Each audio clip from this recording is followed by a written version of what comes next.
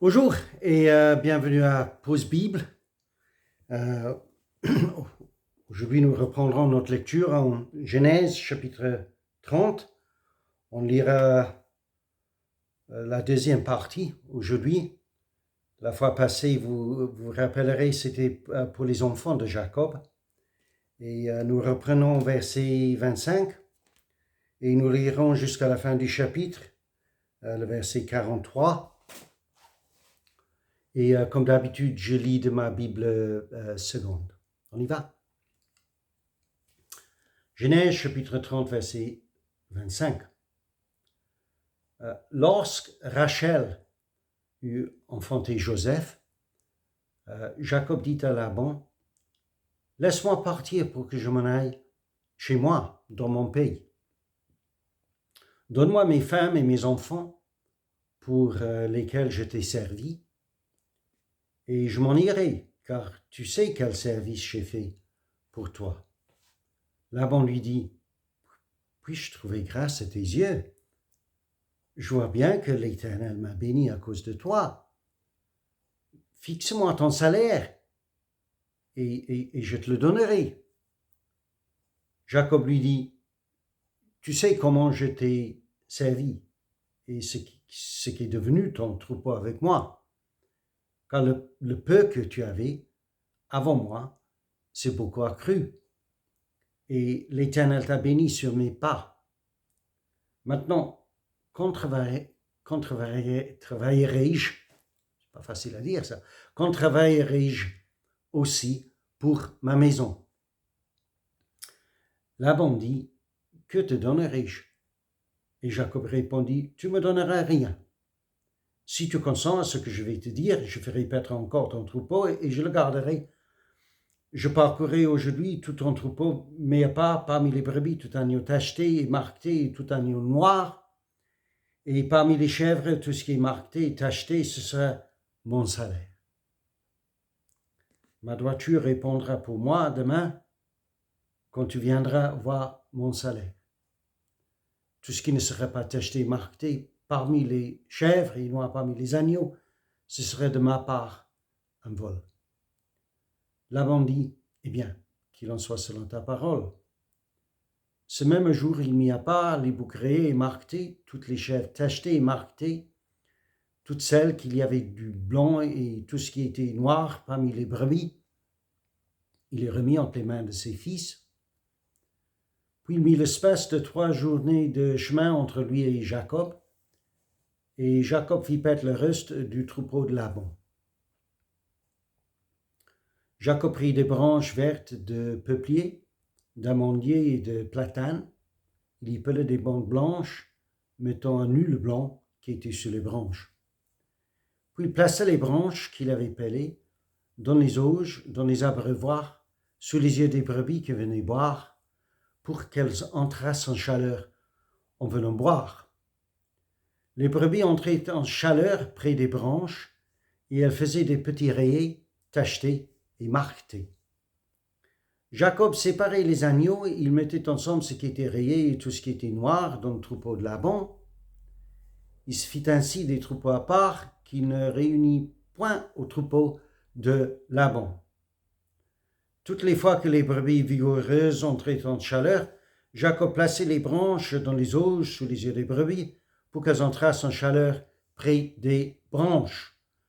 Quand les brebis étaient chétives, il ne les plaçait point, de sorte que les chétives étaient pour Laban et les vigoureuses pour Jacob. Cet homme devint de plus en plus riche. Il eut du menu bétail en abondance, des servantes et des serviteurs, des chameaux et des ânes. Donc vous aurez compris, je suppose, que ça soit un peu difficile peut-être à saisir dans les détails, néanmoins, la ruse de Jacob ici est assez perspicace, c'est-à-dire qu'il pratique ici une espèce d'élevage contrôlé pour tirer une bonne salaire de la part de son oncle Laban avant de partir. Donc, c'est une astuce sûrement qu'il a appris, ce qu'il fait ici au cours des années, et c'était des années, c'était 14 ans au total au moins, au service de son oncle Laban. Et maintenant, Jacob, il a vraiment le sentiment que c'est le moment où il cherche à se dégager de son rapport avec son oncle et avec sa famille pour chercher sa propre réussite à lui seul. Ça ne serait pas la première fois, ce ne serait pas la dernière fois dans l'histoire qu'on aurait ce sentiment-là, n'est-ce pas? Au cours de l'histoire jusqu'à nos jours, il y a pas mal de personnes qui ont vraiment ce sentiment qu'on travaille, qu'on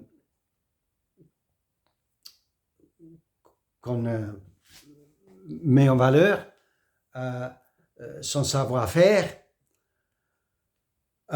et au bénéfice de qui? Quel profit est-ce que j'en tire de mon boulot? Et donc, c'est pas la première fois qu'un ouvrier, un berger, cette fois-ci, cherche à travailler pour lui-même, cherche son indépendance.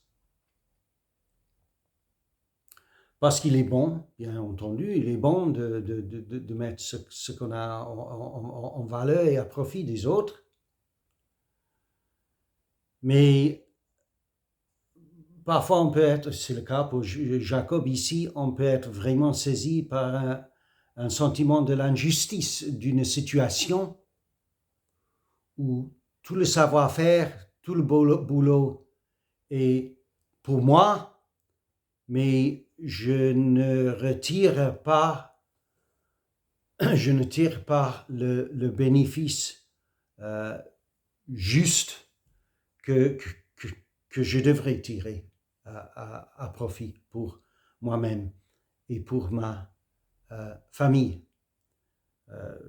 Toute la richesse accrue, ça l'aide de partir ailleurs au bénéfice des autres et surtout au bénéfice de ceux qui n'ont pas fait le boulot, de ceux qui n'ont pas travaillé pour l'avoir, pour en profiter. Et ce qui est incontestable, c'est que Dieu a béni Jacob. C'était le dernier verset de notre lecture aussi, que Dieu est avec Jacob, Dieu le bénit, et Dieu bénit son entourage, et surtout son oncle, ici, et sa famille. Il est pour cela que dans le verset 26, Jacob, il peut réclamer ce qui est à lui, et il dit tout simplement, « Donne-moi mes femmes et mes enfants pour lesquels je t'ai servi. » Là, il n'y a rien à contester, plus de 14 ans quand même. Quelle patience de la part de Jacob. Et je m'en irai, car tu sais quel service j'ai fait pour toi. Voilà ce qu'il n'y a pas à contester.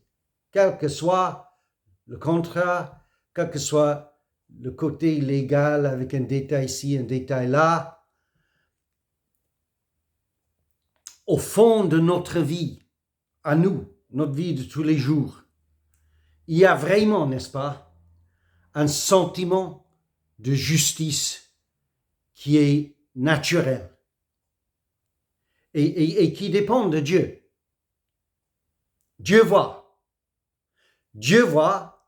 Dieu sait, et toi tu vois, toi tu sais, et tu sais que je t'ai servi, et tu sais quel service j'ai fait pour toi, tu sais, mon oncle, il n'y a rien à contester ici.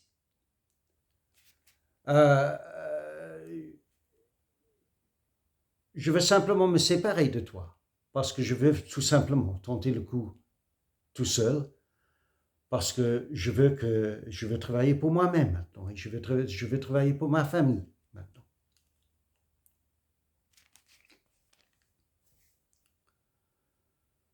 Et Laban, je ne sais pas si c'est avec du sarcasme qu'il dit, puis je trouvais grâce à tes yeux. Bon, je ne sais pas si c'est avec du sarcasme ou honnêtement que Laban il parle ici, parce qu'on sait qui c'est le genre de caractère, de Laban. J'y reviendrai dans un instant. Mais ce qui est clair, en tout cas, c'est que Laban, il cherche maintenant à retenir Jacob. Il ne veut pas le perdre. Donc il lui dit, ah, je vois que tu n'es pas content. Donc, dis-moi maintenant, qu'est-ce que je dois te donner pour élever ton salaire, pour que tu restes avec moi. Et c'est souvent le cas, n'est-ce pas, avec les patrons, qu'ils cherchent à retenir les meilleurs ouvriers, et s'il faut, ils le font une offre. Ici, c'est ouvert. Là-bas, il dit à Jacob, dis-moi, donne-moi, fixe-moi ton salaire, parce que je veux te garder. Or, je ne sais pas quelle négoce ou quelle discussion ils ont eu avant, s'il y en a eu, mais il est clair que Laban, il n'est pas facile de négocier avec lui, parce que ce n'est pas vraiment la justice que cherche Laban, il cherche toujours la meilleure part, le meilleur part de loin. Comme nous avons vu avec toute l'histoire des fiançailles, du mariage de Jacob, et comme nous verrons par la suite de ce que nous lisons aujourd'hui. À vrai dire, comme je le répète ici, Jacob, il a vu ces derniers 14 ans, il a vu en Laban une image de lui-même. En regardant Laban, c'est comme si lui-même, Jacob, il se regardait dans une miroir, dans une glace. Et Dieu, il aura appris à Jacob plein de choses à son propre sujet, plutôt au sujet de lui-même, Jacob. Comment lui, il a été avec sa famille, avec son frère, avec son père, comme je vous disais. Donc, ça a été vraiment une épreuve pour Jacob, passer par ici. Et il ne sera pas facile non plus, nous le voyons déjà, qu'il s'extrait, qu'il se dégage de cette relation, ce rapport avec Laban et sa famille. Mais il doit le faire. Il a vraiment le sentiment qu'il doit le faire. Donc voici, il dit, en effet, il dit à Laban, bon, je continue à travailler pour toi encore un petit peu, mais enfin, ça sera pour demain, c'est le mot, demain, je te quitterai avec ce qui est à moi. Et voici comment nous nous arrangerons pour que vous pouvez vraiment voir. En effet, il ne le dit pas, mais c'est vraiment ça, pour faire le point. Il dit à Laban, vous pouvez vraiment voir que Dieu est avec moi. Voici ce que nous ferons pour le troupeau. Laban, il est d'accord, parce que lui, il ne connaît pas les astuces, les ruses de Jacob pour ce qui concerne le boulot. C'est Jacob qui fait le boulot avec intelligence. Et donc, Laban, il est d'accord avec l'accord que Jacob, il frappe avec lui pour ce qui concerne son salaire, qui sera à lui demain quand il part. Et nous voyons, n'est-ce pas, par cet élevage contrôlé que Jacob, il s'est vraiment fait multiplier le troupeau qui sera à lui et laisser constant, je ne dis pas diminuer, mais laisser constant le troupeau qui sera son oncle.